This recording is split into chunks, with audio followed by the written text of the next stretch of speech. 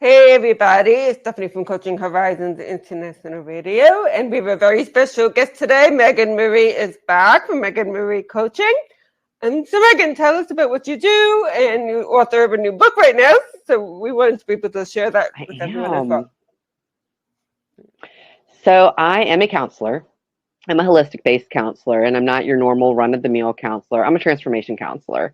I help people flip their lives around. I don't believe in a lot of the outdated Western technologies. They're good to use and go by, but what we understand and what we know about the brain, it's so powerful, and we're not tapping into it. And so I help my clients create the transformation by internally acknowledging their dialogue and making that transformation in their life and flipping their lives around.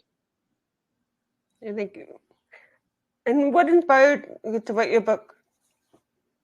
So my new book is, and guys, it's a long title, but yeah, it is what it is. But so it's called Western Struggles to Eastern Solutions: How I Healed from Narcissistic Abuse by Understanding Four Universal Laws. And the reality of it is, when you go through trauma, we're all searching for that person who can like kind of hold our hand, kind of go through it. And I didn't have any person to help me go through it. No one understood what I was going through or what I had been through. And the reality of it is because it was so much. It was just like, it was just a whirlwind. Like, I constantly, that's what I felt like. It was just like always like, and then, and then, and then. And so I never found a lot of comfort in people helping me, but I did get introduced to universal laws. The spiritual aspect of the universal laws, came to me and were presented to me. And it finally made sense to me as to, why these things kept happening, what was going on, why they were going on. And so, like, my book, it mentions four universal laws. It's the law of attraction, which so many people are obsessed with and, trying to figure out how can I make this work for me? Law of karma, the law of cause and effect, and law of polarity. And then it's your internal dialogue. That's what the book discussed. And that's where I realized is that if we understand our mindset, and I think people need to also get away from necessarily using the word mindset, and let's break it down to simple terms of it's your internal dialogue. Where is your internal dialogue programmed? Where is it that it is set? If you're nasty to yourself internally, if you're constantly, bombarding yourself, if you're constantly criticizing yourself, if you're constantly having all this negative self-talk, well, guess what? That's where your internal dialogue is set. Guess what, guys? That's also cause and effect. That's also the law of karma. That's also why you keep attracting what you keep attracting, because if we understand the concept of that we are vibration and frequency, what do you keep putting out? You keep putting out that negative self-talk. You keep putting out those insecurities. You keep putting that out. And you're really saying, hey, universe, hey, come get me. This is what I want more of.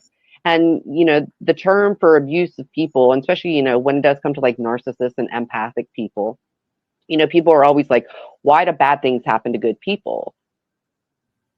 Well, let's break it down to the law of attraction. Law of attraction is like attracts likes. The reality of it is because your internal dialogue is set to the same thing of the people you don't like, the people you don't want in your life. You both have the same insecurities. You both have the same negative internal dialogue. You both have the same criticism. So guess what? You keep attracting them into your life because like attracts like. And so once we start to break down, and that's what I realized, in my own healing journey. And if I wanted these changes, if I wanted these things, I really needed to focus on that internal dialogue. Where was I setting myself up for? Where was I setting the sail for in life? And I was set to repeat the same patterns, the same thing that I didn't want. And through a lot of self-reflection, and, I'd done that. There are many times that, I like rebuilt myself. I moved on. I stepped outside that environment, but that's only part of the equation of stepping outside the environment. My internal dialogue was still programmed to the same thing. So what did I do? I still attracted the same type of people. And now that I've changed my internal dialogue, now that I've changed all of those aspects, guess what's happening? I'm finally getting the life I wanted. I'm finally getting the life that I felt that I deserved. I finally am getting everything that my heart has always desired. And so, goes into my practice. These are what I use into my coaching business and into my counseling is, I call people out on it. What are you attracting to your life? Why do you talk to yourself that way? Why do you think that way? Because it comes down to that programming of that subconscious beliefs. But until we acknowledge it, we can't change it. I think I read it over the weekend, the book, and the book was amazing. Can you tell us a little bit about Eastern influences that you put in the book? Well, for years I studied, social work. I studied clinical psychology. I studied forensic psychology, and I hated it. I even had a professor the one year with forensic. He was like, "I think you're in the wrong field." And I was like, no, I'm not. Like, there's completely, but the reality is everything that I was learning in Western, it was basically, oh, there's a scapegoat for this. Oh, there's this, there's that, this type of thing. And universal laws are Eastern philosophy. They're Eastern psychology. They're cultural ways of being and ways of living. And that's when it really also flipped around, because I think in Western psychology, we like to blame people. In the Western world, we blame other people for our actions. And Eastern psychology and Eastern philosophy, it's all about accountability and acceptance. And, that was also something very hard for me. Like, I remember like one of my first like spiritual counselors I ever worked with, girl, I was just telling her stuff that was like going on in my life. And she was like, yeah, it sounds like a lot of blaming. And I was like, blaming? No, I'm not blaming anyone. I'm just telling you how my life has been and things. And she was like, yeah, it kind of sounds like to me a lot of blaming. And I cussed her out, Stephanie.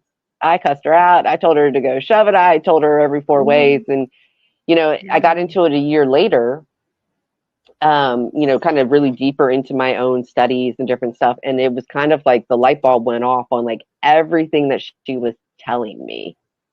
It was like, I need to find her and I need to apologize to her, because she was exactly right. But in Western psychology, I mean, think about it. Like, it's always like, oh, it's your mother's fault. Oh, it's your dad's fault. Well, the reality of it is we become adults and we have the responsibility and the ability of that you can choose to continue the lifestyle and the environment and carry on the choices and the actions that you grew up with, or you can choose to change it. And in some ways, I wasn't carrying on the same things, but the behaviors I was. The behaviors and the way that I was speaking, which it didn't come to me a little bit later that that was how the internal dialogue, that was my programming, from my childhood. And I had to take accountability and acceptance of that. That is what I was doing. And that, again, is why I was attracting what I was doing, because of the fact that I wasn't acknowledging and I wasn't changing that internal dialogue. So it kind of all just kind of flowed of the Eastern psychology and the Eastern philosophies, of Taoism and Buddhism is, it is one. How are we connecting with one? And, and understanding that, we are source love. We are love. That's, and I don't care what you call God, spirituality, universe, or anything. The whole main principle of Buddhism, Taoism, and stuff like that, it's love. And life starts to become chaotic when you start to step away from love. But so many people's lives begin chaotic that they don't necessarily know love. And so it's like we have to come back to that formation. And that's what it begins with self. It begins with, how are you loving yourself? How are you talking? And so when I really started studying Taoism and just the whole uniqueness of one, and letting go of the ego-ness, the attata, it was really it was mind opening to me of, I realized how much I actually lived in my ego. My ego was there, and everyone's ego, it's there to protect you. Your ego protects the subconscious mind and to that programming aspect, because it's your comfort zone.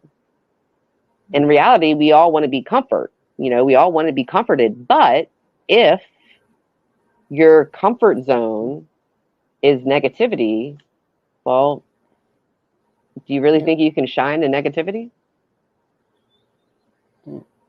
I don't think you gotta be willing to step out. Yeah, and and that's a hard thing for people to do. But I think I think it's also hard because I think so many people are just easy of just like, oh, well, I act this way because my parents act that way. Like how many people like don't tell like a married couple who's been married for 20 years, oh, you're acting like your mother. Well, yeah, you are acting like your mother because you aren't choosing to change. You aren't choosing to change the patterns. You aren't choosing to do differently. And just because it's something that you learned or something that you knew, it doesn't mean it's right. So how It's can you scary. become more unified? That we won't just step out to the risk. Right. It's a massive risk, but aren't you worth it? I mean, that's the thing. Like I always ask people, like, aren't you worth the change? And the sad reality is so many people don't think that they're worth it. So many people aren't willing to take a risk on themselves. So many people aren't willing to give up the security and the safety. But at the bigger picture of it, what is that security and that safety? That was something that, I had to, confront in my own abusive life that I lived in. Is, like my parents used money as kind of like one of the bigger things, like when I got older, that financial abuse thing. And, I finally had to realize, like for myself, it was like, I'm accepting and taking this money because I'm accepting and allowing their abuse. Like you have to start to look at why is it that you do things? Why is it that you allow these people into your life? What benefits are there? What are they doing? And people don't like to do that because again, in Western psychology, we're blaming other people. I act this way because, well, we have to take ownership. We have to say, okay, my life is a sum creation of all my choices. And I think it's also that people don't like the word choices. I think people like to think that life is this or that and not that we choose to do things. I think that so many people think, oh, my life has been faded out because you're a product of your environment. No, you don't have to be. It's a choice. Okay. Okay. It is a choice. Yeah. 100% a choice. Yeah. Thank you. So is there a specific target audience for the book, and is there anything that you want people to take away from it? I want them to take away that you are the alpha and the omega. You are the creator, but it is what are you creating? What are you focusing on? Really understanding that internal dialogue it's your destination. It's where you're going in life. If you can't change your internal dialogue, then the reality of it is also is you may think you're a really nice person, you may think that you're a nice person to other people, but if you talk nasty to yourself, do you think you really talk great to other people? No, because it's easy. It's easy to cut yourself down, so it becomes easy to cut other people down. And if we could truly understand the internal dialogue, guys, that's the key. Everyone's looking for that magic wand. The magic wand is your internal dialogue. The magic wand is where it's all at. And I do kind of think if people would change it maybe out from the word mindset, because I think once you start using the word mindset, I think it separates and I think it divides people, onto like the God aspect, into spirituality, into things where, guys, it's just everyone has an internal dialogue. The more you become mindful and the more you focus on, okay, how am I talking to myself? Am I being that compassionate, loving friend that I would be to another person coming to the situation? Yeah. Most of the time, the reality is we're not. But why? And so once you start to recognize that maybe, okay, your internal dialogue, and that's why, like, take it back. The book, is about narcissists, but the book, guys, helps with any type of trauma. It's not just narcissistic. And we also need to understand we all have narcissistic tendencies. Like that's something like people like we live in a narcissistic society. You deal with narcissistic people all day. Just some people are to the extreme and some people are to the lesser of narcissism. But even in your groups, your coworkers and different types of things like that, if you don't like the people that you're attracting, you have to look in the mirror, because you're the magnet. Your internal dialogue is set to that. And so again, guys, it's that simple, that change doesn't have to be complicated, but it takes you to acknowledge, okay, yeah, you know what? I talk to myself pretty crappy. I want other people to say 26 nice things about me, but yet I can't say 26 nice things about myself. How and why are we expecting other people to do for us, but yet we don't do for ourselves? But that's the society that we live in these days, is like, oh, we blame this, oh, we blame the government, oh, we blame that. I like to tell people, like the complaining of food. Guys, do y'all have a yard? You have a garden? Go plant your own food. But isn't it easier to just blame the government? Oh, it's easier to blame the grocery stores. Oh, it's easier to do this, because it's the easier way to do it. But if we would take back and take the accountability and start understanding, cause and effect. This happened because that happened. Law of karma, like people think that karma just has to deal with the fact of that, oh, someone did you wrong. Oh, karma is going to get them. No, the reality of it is probably going to come back around to you, because you haven't stepped outside your comfort zone. If you're constantly hanging around people who are relatable to your trauma, guess what? Law of karma is going to bring it back to you. Again, law of attraction. And then understanding the law of polarity, that's my favorite universal law. That's like the one that really was just like kind of, because it's like, if there's a side of you that's unhappy, like everything's a stick, sad's on one side, happy's on the other. But you got to choose to make that leap. You've got to choose to step into that happiness, and you got to choose it. But if we just break it down, and if we, educate people on these simple little fundamentals of that, it's not complicated. Like healing does not have to be complicated. Moving on does not have to be complicated. You just got to reprogram your mind to say, I'm done and I'm moving on. Yeah. And decide that for yourself. And it's true. I mean, the inner game where we kept pictures the outer game. So what you see inside is what you're going to get outside. 100%. And I tell people all the time, like, let's talk about a little bit of the brain function stuff, like dopamine, like people are, oh, you got to go raise your dopamine levels. Oh, go exercise.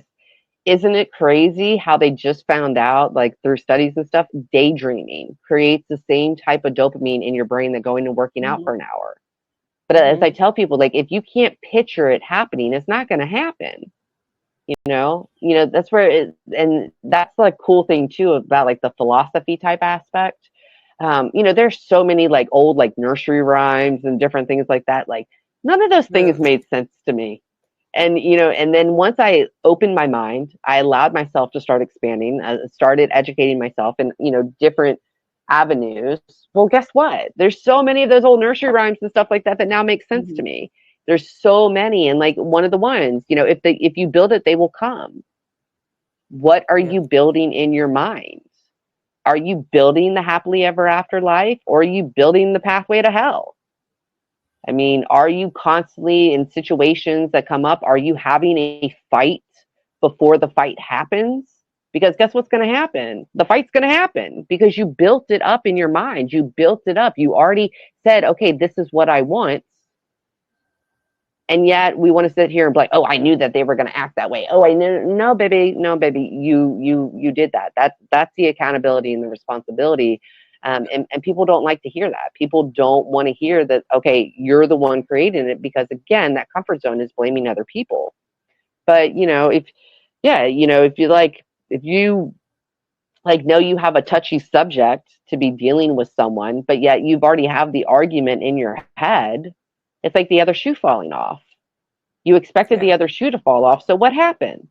The other shoe fell off. You put it into motion. You put it into the vortex. You put it out to the universe. Hey, this is what I want. And then you get angry and mad when it happens.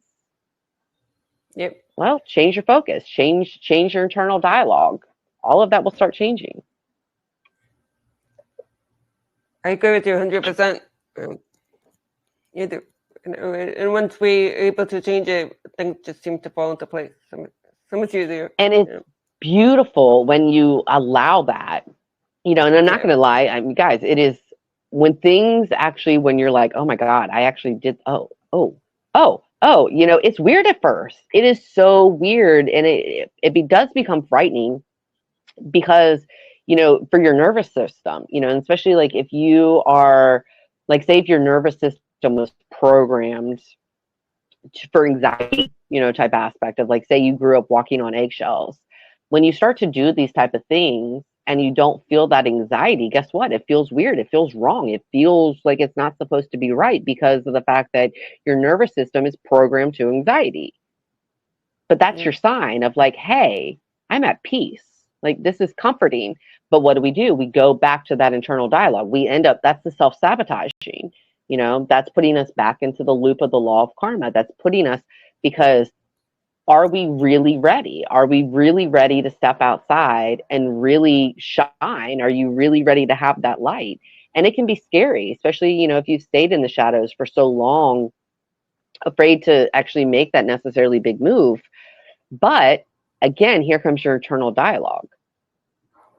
Is it going to be a success? Are you setting yourself up for success of that, hey, I'm going to do this. And the intention behind me doing this is I'm going to create A, B, C, D, E, F, G, H, I, J, K, L, M, N, O, P. Or are you throwing out, oh my God, but this could happen, but that could happen, but that could happen, but that could happen, but you just self-sabotage yourself. It's true. So let's focus on what it is that you really want to happen and understand that energy does go where it focuses. People want to say, "Ooh, that's woo-woo," spirituality. No, it's not. Look at neuroplasticity. That's my favorite subject, and I'm actually thinking about going back to school again for another certification for neuroplasticity, because it is so amazing and it is so cool that we are now seeing these, and we're seeing the changes in the brains. We're seeing the new neurotransmitters being created. They've changed so many studies, when it comes to mental health, guys. Just like, for many, many years, Freud, the rat in the box, they created so many studies, so many medical diagnoses, so many hypotheses, so many theses, so many things on this. But guess what they realized? It was a controlled environment. Yeah. We don't live in a controlled environment. But yet again, and I'm very anti-pharma. I'm very anti-pharma. But that's another thing that's, coming out with some of like the new neuroplasticity studies and different things like that, is that even a lot of these medications, they were all done on controlled animals. Now, could you imagine putting like one of those like GoPros on a rat in the middle of Manhattan and giving it a Xanax and let's see what happens? That's more realistic because we don't live in a controlled environment. And people need to see that and need to step outside of that box and see and understand that a lot of stuff you're necessarily doing, it's not meant to help you. It's meant to keep you stuck there. We live in a yes man, yes sir society. And I think it's time to step outside the box. I think that's my own, indication too of, I always knew I was supposed to make a large impact. I always knew that I was supposed to change lives. I just never knew how, because the reality of it is I could never change my own life. Well, guess what I've done now? I've changed my own life. So now it's on. Thank you. Can you share any interesting or surprising facts you found when you were researching ideas for your book? So there's a lot of debate, especially like within the Taoism, and you'll get people with narcissism. It's still the biggest debate is, it's nature versus nurture. Are people just necessarily born this way, or does it come from a lack of nurturing? In Eastern psychology, it is more so, it's 100%, it's rooted in nurture. That no one is born naturally bad. We all are born from a love type aspect. The reality is I don't know if I necessarily agree with that. And so it has created the debate because of the fact, like, we know now, like, the subconscious mind starts to be programmed about 4 to 5 months before a person is born. Like you can hear inside the womb. So if you're in a violent setting, if your mother is dealing with, abuse on a major level, you're kind of already programmed to be accepting of abuse. You're kind of already dealing with that because you're programmed to accept it, like the yelling, the screaming, or the behaviors. You're already, so it opens up more of, to me, it's that environment of that nature versus nurture debate, but can it be nurtured out of people? And that is where I do think, yes, I do think that if someone in like a narcissistic type severe personality is ready to say, hey, like, I'm done with this life, I'm really not getting anywhere where I want, can they be nurtured into it? And well, out of it, I should say. I think so. I think that they truly can, which is a complete, difference from Western psychology, because Western psychology is, once you're labeled this, then that is what you are. But again, that goes away from, because our thoughts control our reality. So anyone with any type of mental illness, if you change your thoughts, if you change your, brainwave patterns, you change your reality. Why not keep that hope alive? Why not instill of someone of that we don't have to accept these behaviors, we don't have to accept these patterns, we can change them? And why not be more encouraging as a society, as a humanity, to actually put that out there and be like, hey, you can be a better person, and show it. Okay. Yeah. What did you learn about yourself when reading the book? I really realized how ugly I was to myself. It really did kind of highlight to me of just, honestly, that mask I even lived behind, the mask of being so abused, believing I was unlovable, believing that, and then it was just the why. That was honestly an internal goal that I always had growing up inside me. I mean, I can remember as a kid, like sitting there, like crying and just being like, what the heck did I do in a past life to deserve this? Like, what? Because, I know who I am. I know my heart. I know. And it was such a tear inside of me, because it was just like, why did I deserve this? Like, why was this stuff happening to me? And it just really highlighted that for me. It just, writing the book was kind of like, it was that last like piece in the stone of like, we're never going back here. We're never like this. This is the old Megan. This is the old version, and I will never step back into that. And that was a beautiful moment to me, because of the fact that I am a perfectionist. And so, sometimes putting things into words is kind of a hard thing for me to do, because I can also get carried away with the words. And like, this book it just kind of seemed like it was the perfect fitting of the transformation in my own life, because I needed to understand narcissism. I needed to understand, and I guess let me also kind of go back, because that was also the huge shift of, Western versus, Eastern, is in my own self, I never got any answers that I wanted studying Western. I wanted to know how parents could do this type of crap to their kids.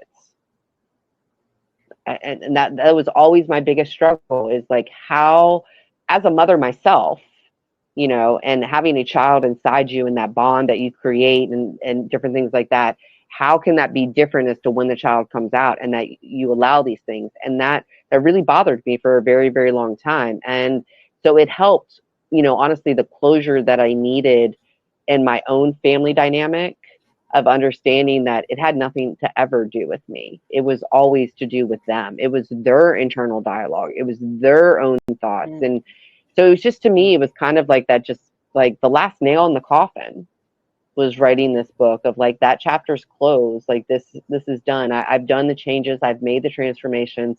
I've done that. And honestly, of like, how proud of myself, that of how far I've come. The reality of it, there are so many stats and statistics that I meet that I've met in my life because of the environment I grew up in. There's many different stats, but I don't have to acknowledge those. I don't have to relate to them. I don't have to, because now I'm in a different arena. Yeah, I may have grown up in that, but now look what I'm doing. I may have grown up in that, but now I'm helping people. I may have grown up in that. And so to me, it was just, it was that last nail in the coffin for me. And you're living the life that you want now. I am, I'm not going to lie, guys, like it's still getting there. And you have to understand too, and, with law of attraction, guys, you've been putting so much energy and fuel into a train. It can't stop on a dime, that just because, okay, yes, you do this, there are other things in motion, but am I happy and excited that, yeah, my life is exactly in the direction of where I want it to be? It's going to be where I want it to be. It's happening and it's there. And every day I see new signs about it. Every day something new happens, and, I get empowered and I get enlightened, and it's amazing and it's beautiful. Yeah, I'm creating that life. And, I tell people all the time, like, heal. People want to heal, but let's change the acronym. Happily ever after life. Isn't that why you're healing? Aren't you healing because you want that happily ever after life? Yeah. Why not set the course for it? Mm-hmm. Yep. It's something we all want, but we have to be willing to make those changes to achieve it. Yeah, and not think it's complicated. That's like one of my biggest frustrations, is that everyone wants to complicate things, and it's part of the human condition. As humans, we like to complicate things, but it doesn't have to be. It is literally a choice of like, okay, I'm going to choose this. Yeah. Now, of course, are you going to have those moments of like you sway back and forth? You're like, of course you are. But okay, but what's your motivation? Let's make that motivation joy, happiness, love, pleasure, because that's what life's about. Your soul wants everything. Your soul wants all the experiences in life. Well, personally for me, I've had all the crappy experiences in life. I'm done. Like, now it's on to the joy, it's on to the pleasure, it's on to the happiness. Am I going to have some setbacks? Of course I'm going to, because that's life. But I've changed my internal dialogue where now it's not, oh, you stupid idiot, or, something like that. It's okay. Like one of my favorite sayings has now become, 2 steps forward and 1 step back is still 1 step forward. It's all about your perspective of how you're choosing to see things. Yep. There is.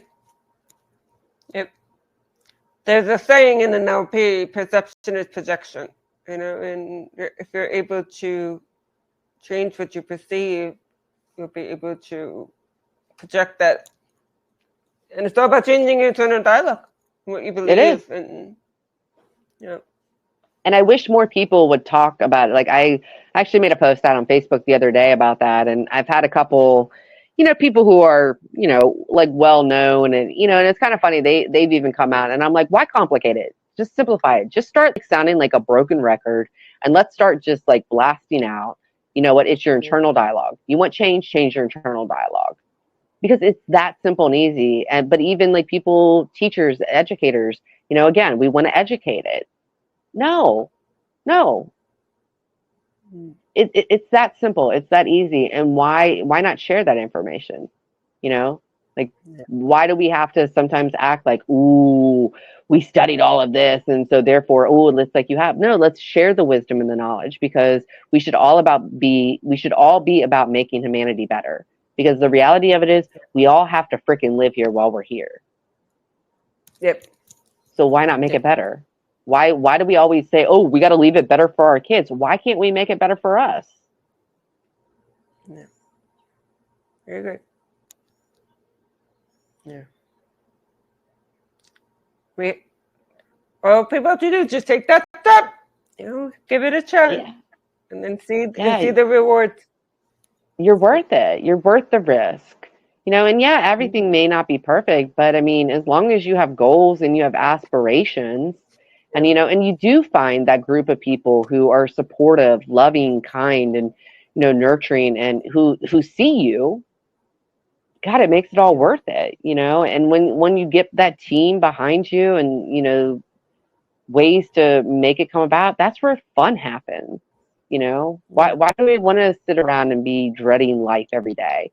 God, that is you're slowly killing yourself every single day, because that is the reality. We are slowly dying every single day. Would you rather enjoy slowly dying and joyful, pleasantry, or do you want to be miserable all the time?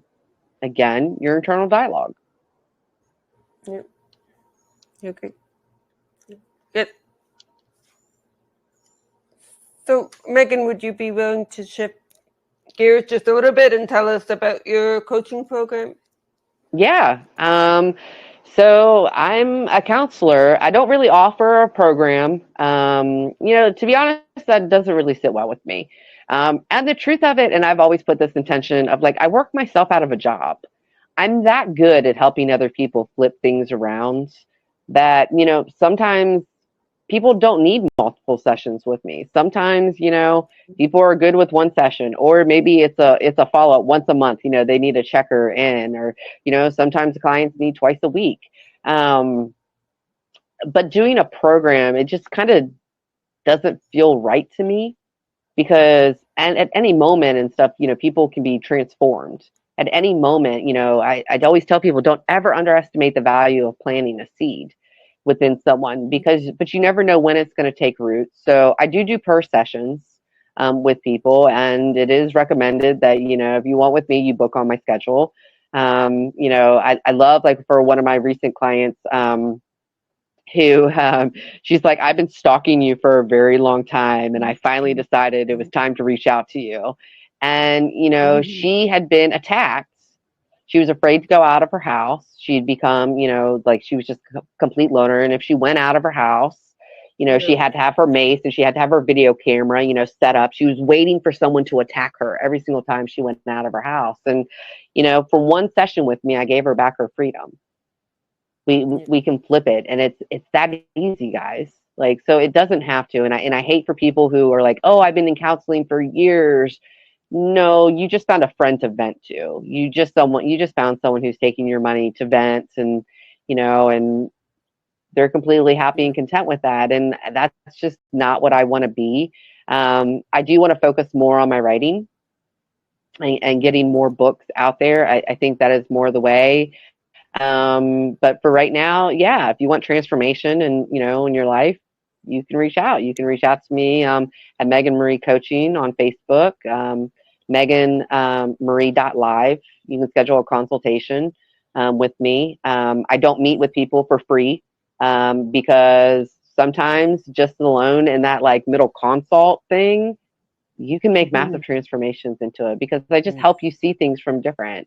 Spirituality is a way of life for me. It is the things. And human design. I'm very big into human design and astrology and numerology, and how they play, and how they really, to me, are kind of like cheat sheets. They're more just cheat sheets. And, once I understood that I was a projector, and not only was I a projector, but I was a 3-5 projector in human design, it just really made things easier in my life. It made things, is why also some things happened the way that they did happen, and how could I change them. And I'm just really good at what I do. So if you really are just kind of like, hey, I can't flip this, I can't think of this someplace else, and this is really bothering me, this is where really weighing me down, well, then reach out. Let's have a conversation. Thank you. And what do you feel has been your biggest accomplishment so far in your career?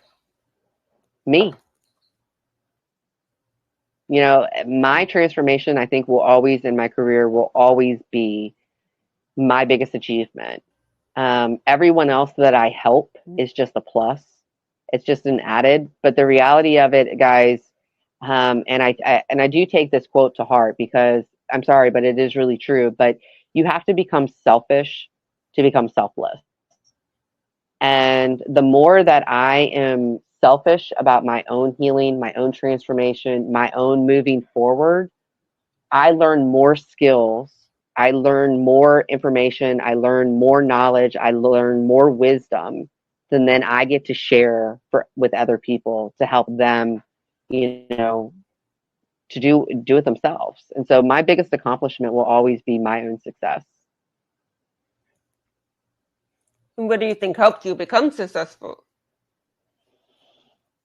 My internal dialogue, changing it, that was because that was always like, I always knew that I was destined for more. I always just knew. But the reality was, even though like my soul was constantly always screaming at me, my soul was always just like, no, come on, let's go, let's go, let's go, let's do this. My internal dialogue, which was constantly those limiting beliefs, it was constantly that self-sabotaging. It was constantly, you can't do this, or this person's going to judge you, or that person, or this. I was constantly talking myself out of these things until my soul literally just could not take it anymore. And that's when every transformation, like every time I've had to jump without a parachute, which I look at it in my life, I've had to jump 3 times without any type of safety net, any type of thing. But guess what? I'm still here. My courage, my resilience, my bravery, my strength, because my soul is that strong. I have an old soul who is like, come on, no, we're not doing this anymore. But I think that's also alignment. I think people all want to talk about this mind, body, and soul alignment. Well, people, your internal dialogue is going against your body. Yeah. And so if you want your soul to shine, you got to get your internal dialogue. Yeah. Because that's where I was self-sabotaging. That is where I was cutting myself down. That's I really do. I think that was it for everything for me. And yeah, now there's some things now that have changed. There's some things that were set into motion and stuff like that. But it's also changing the verbiage of it. Instead of being worried about what might happen, why not get excited about what could happen? Yeah. And when we flip those things, it's just like, all right, well, you just gave your brain a solution. If we stop being problem focused all the time, again, if your energy goes where, if you're constantly focusing on problem, you're just going to get more problems. And I was doing that. I was never focusing like what was on the solution, because again, it was always, and then, and then, and then. And basically I got fed up of, and then enough is enough. I am enough. Yeah. How long do you think it took you to realize that you needed to change your internal dialogue for you to be able to get where you wanted to go?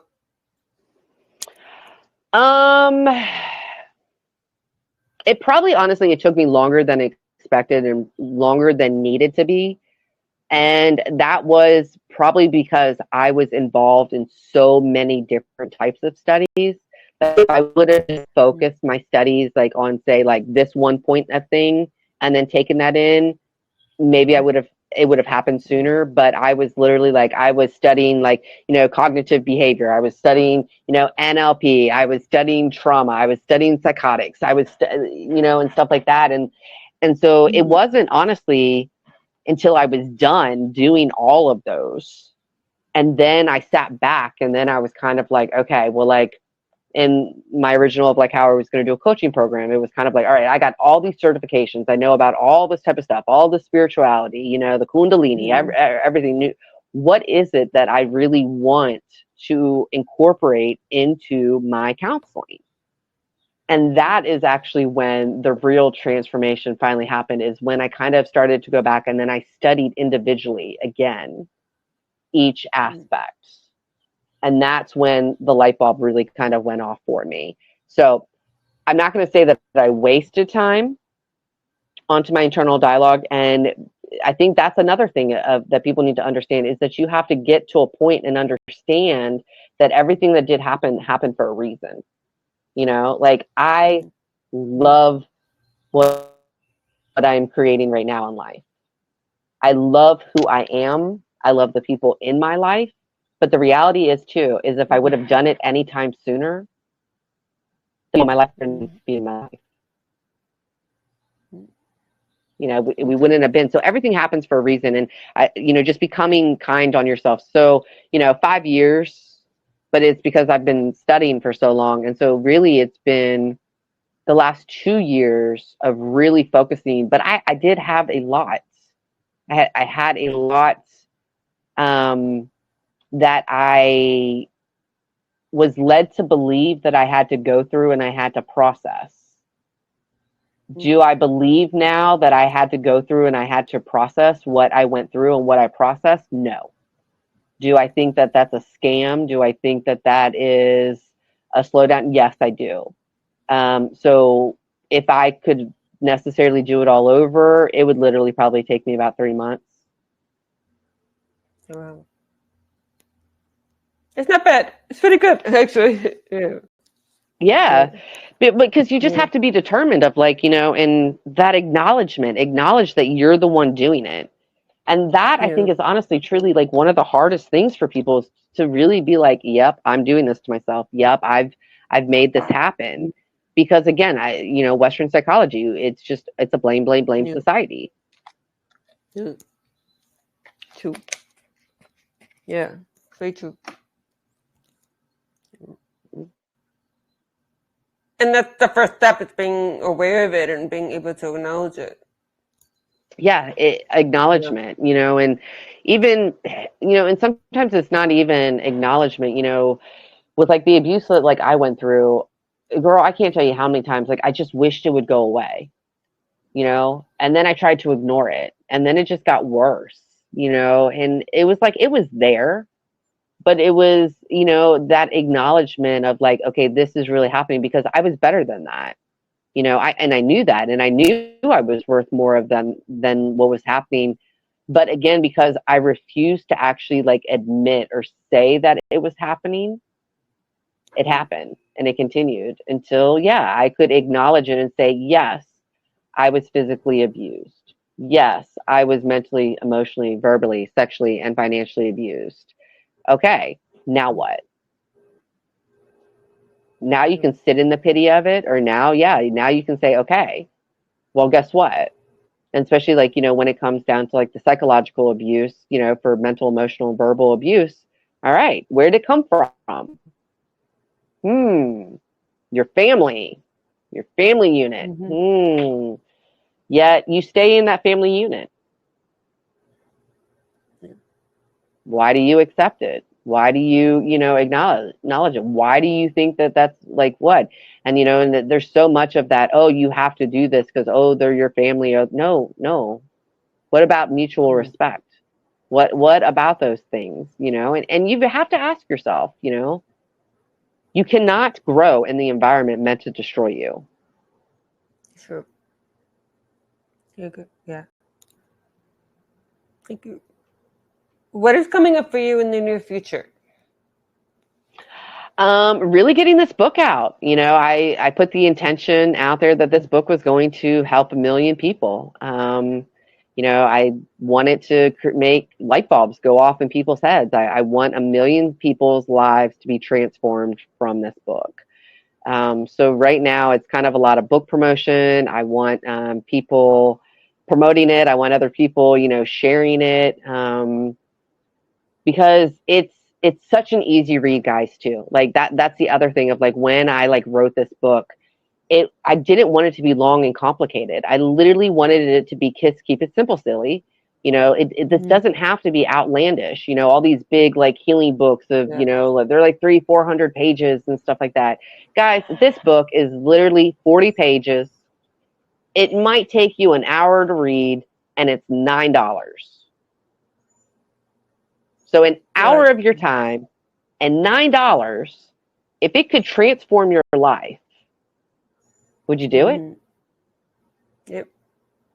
Because it's something simple. But then, the reality is that we think, oh, if it's simple, then it doesn't work. But that's the human condition, again, of us being programmed so that things have to be complicated. It does not have to be complicated. So right now, that's kind of like my big objective. Yes, I'm still always taking on clients. I'm always taking on new clients. I do hope that my book inspires people who, read the book and book a session with me.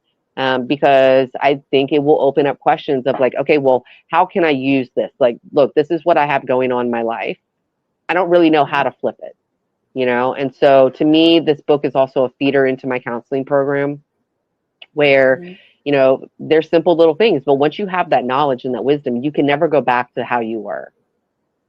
You know, it's just impossible to do. And so, but how do we continue to move forward? And so that's what I really got going on right now. I'm really excited about this book. I'm really excited about the endless possibilities that it's going to create for other people. And, you know, and again, because this was my own success kind of story. Now, it doesn't get personal about anything because the reality is it doesn't need to be personal. Here's the laws, here's how it works, and let's do it. Let's get out there and do it. And I'm excited for you too. I've known you for a few years now. I'm anxious to see where you go and what happens next for you. So, oh, watch out, girl. It's, whoo, that light is about to be shining. Yes. Yes, 100%. Because I want to get started writing my next book. So all this has to happen because I do have another book, and the another book is going to be, and, you know, and I've already been, because, you know, and I do believe speak it into existence. You know, we have that power. But my next book title is I Had to Betray Myself to Find Myself. And so my next book is going to be kind of, so I feel like this book is kind of like the prelude of like, all right, you know, here's everything, but this is what I really went through. This is what I really have overcome. And, you know, and it was really of the fact that to be accepted and to be fitted, I went against my morals, my values, and my principles. And it led me to hell. It led me to a place that I don't want to be. It led me around people that I don't ever want to be around again. But that amazing journey back and that introduction to all the universal laws and stuff. So that's also next on the agenda, is being able to write my book, my memoir. Sounds exciting. What advice would you give to somebody if they're looking to seek self-improvement or learning how to change their internal dialogue? What would be the first thing you would want to say to them? All right. So, guys, this is the only piece of free advice I'm going to give. This is what I have all my clients do. And this was very big for myself. Mirror work. Mirror work is so powerful, people, you know, and take it back. You know, there's a lot of great stuff in Walt Disney movies. I don't care what you think of Walt Disney as a person, but the psychologies that are in those movies are phenomenal if you actually paid attention to it. But mirror, mirror on the wall, who's the fairest of them all? You know, so like one of the things that my clients have to do, because a lot of my clients are dealing with, you know, confidence issues, self-esteem, self-love. But again, we all want other people to say positive things about ourselves, but we can't do it to ourselves. So I make my clients, it's the ABCs of self-love. And you have to sit in front of you, in front of the mirror. And it is better if you're naked, just to throw that out there, because you have nothing to hide behind. You have no clothing, nothing. When you are sitting there looking at yourself raw, vulnerable, everything like that, it really kind of changes your, you know, your psychology. But starting out, you know, going through the ABCs, like, I am amazing, I am bold, I am courageous, I'm determined. And when you get to the first word that pops into your head is a negative word, stop, get out your journal. Who put it there? Why do you own it? Why did you accept the word? Why do you take it on as yours? Do you believe it? What's now a positive that, like, flip the word? You know, and I'll give you guys kind of a funny one, but it's true. So I am a cunt was for myself when I came up with this, because I was always called a cunt. So, you know, even before I even knew what that was. But so that was the first word. So I had to journal, like, who put it? My father put it there, you know, da, da, da, da. And like, how do you flip that? You know, how do you flip that? And this is where it kind of gets cool and it kind of gets creative, because then I started thinking, I'm like, well, you know what? A cunt's a pussy. And guess what? It's the strongest muscle in the body. It brings life. It provides, you know, and those guys, that is as simple as it can be, is that you need to flip things. And so it kind of then became, all right, you know what? I do own that word because I am strong, Mhm. I am brave, and I do breathe life. Yeah. And so those are like the own things that I had to do is going through those until you can get to the Z's and be saying 26 positive things about you. It also speaks to the chakras because for people who don't follow me, also know that I'm all about the chakras, the seven wheels house and stuff. I am speaks directly to your root. Your root chakra deals with your stability, your safety, your finances. So if you're lacking in safety, stability, and finances, guess what needs to be rebuilt? Your root. I am. So starting to say those powerful things and to yourself in the mirror and get creative with it, like get out a dictionary, like expand your vocabulary, find different words. But that's the first thing that I always have all my clients do. And like we go through and like we talk about like what's the negative word? Why? How does that make you feel? So let's flip it. Let's make it something better. Yeah. Thank you. Megan, is there anything else that you would like to add? No, guys, you're the alpha in the mega. Like, stop giving your power away. Stop.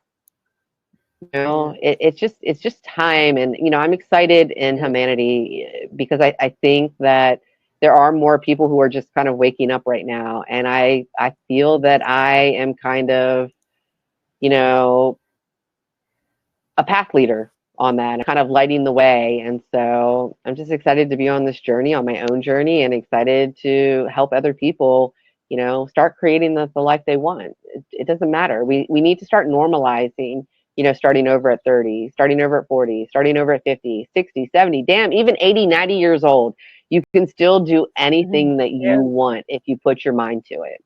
Where's your internal 100%. dialogue? Yep. 100%. Yeah. Megan, thank you so much for being here. As for everyone, the interview will be on the radio station tonight at 7:00 p.m. PST. Will also be on the radio station Thursday morning at 9 a.m. PST with the interview with coaches radio show. Also be in Facebook, LinkedIn, and possibly on Instagram. We thank everyone for being here, and we hope everybody has a wonderful day, and we will speak to you all soon. Take care. Bye. Bye, everybody.